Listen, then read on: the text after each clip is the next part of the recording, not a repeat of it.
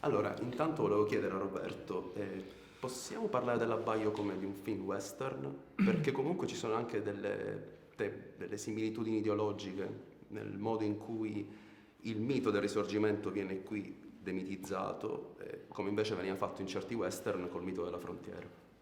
Beh, insomma, io ci ho pensato nel senso che non è che mi sono posto il problema.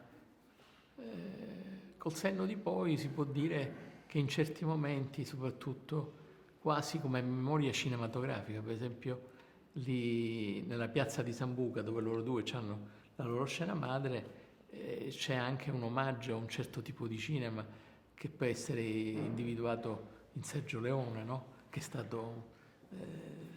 quindi in quel senso lì è la Sicilia come una frontiera, in qualche modo dove è difficile stabilire chi rappresenta la legge. Anche Pietro Germi fece un film come un western, Il nome della legge. Il nome della legge. E in tal senso c'è anche un discorso molto importante sul ruolo della parola, secondo me. C'è una frase che mi ha colpito molto: credo nei siciliani che parlano poco e in quelli che si erodono dentro. E poi c'è anche questa sorta di legame fra parlare limpido e magari invece lavorare di silenzio. E voi come, insomma, vi siete... che cosa ne pensate? Tutto questo è sintetizzabile nel detto siciliano che la migliore parola è quella che non si dice. In siciliano la meglio parola è chi da con si dice. Ma ce n'è anche un altro che dice una parola è assai, una parola è picca e due sono assai. Esattamente. Esatto, quindi bisognerebbe certe volte mettersi la lingua in tasca non sarebbe una cosa sbagliata. E il siciliano certe volte è riflessivo, per cui Orsini probabilmente, che è siciliano, perché Orsini è siciliano, ci siamo noi due, che siamo due siciliani, diciamo, chiamiamo con un eufemismo disillusi, ma sono anche dei cialtroni. Ma c'è Orsini che invece è la Sicilia che credeva al cambiamento dell'Italia tutta, non della Sicilia soltanto.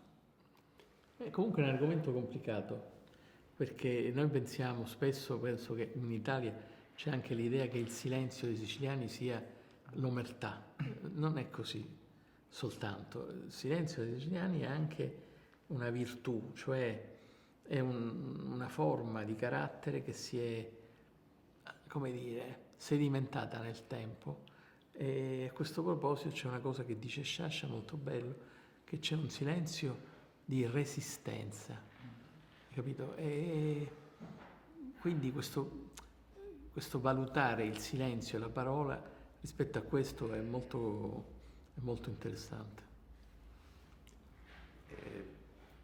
Infatti una delle tematiche che affronta anche l'abbaio è quando si dice come i siciliani hanno perso la speranza di cambiare il corso della storia. Voi invece, secondo voi, c'è speranza che noi possiamo cambiarla la storia in qualche modo? Io credo che i siciliani non l'abbiano mai persa, la possono alle volte sopire, soffocare, ma che il siciliano abbia un carattere indomito.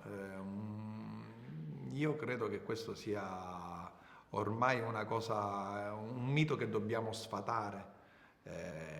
Credo che veramente la maggior parte delle rivolte, delle rivoluzioni siano nate dalla Sicilia. Non è un caso che Garibaldi scende in Sicilia. L'altra volta sentivo un'intervista di Pippo Fava che diceva: non c'è nessun popolo che ha combattuto la mafia come i siciliani. Quindi la volontà di ribellarsi ad uno status quo fa parte del popolo siciliano. Poi magari alle volte attende troppo, attende il momento giusto, attende la soluzione migliore, ma sicuro non è un popolo che si rassegna, il popolo siciliano, questo non c'è dubbio. Non ultimo, è stata la seconda volta che avete collaborato con Tony, com'è stato questa volta dopo La stranezza? Anche quello un gran bel film. Noi l'avevamo detto già ai tempi della stranezza, ci sono le registrazioni.